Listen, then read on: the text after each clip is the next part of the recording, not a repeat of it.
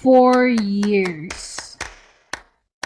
Ganyan katagal na-develop ang mabisang bakuna para sa mumps o beke. At yan ang pinakamabilis na bakunang nagawa para sa isang sakit. Kadalasan kasi ay mas matagal dyan ang inaabot para mabuo ang isang bakuna. Ngayong may COVID-19 pandemic, gusto na nating bumalik sa normal ang lahat.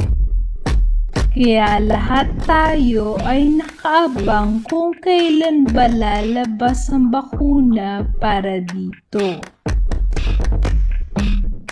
Maraming scientists na mula sa iba't ibang panig ng mundo ang nagmamadali para magawa ito. 166 na bakuna na ang sinusubok. Pero pag-usapan muna natin, bakit nga ba matagal bumuo ng bakuna?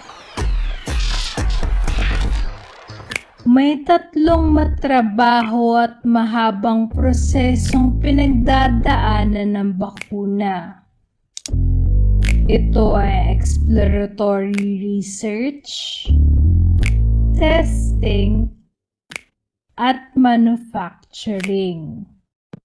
Unang ginagawa ang pag-aaral kung ano bang uri o disenyo ng bakuna ang pinakamabisa para sa isang sakit.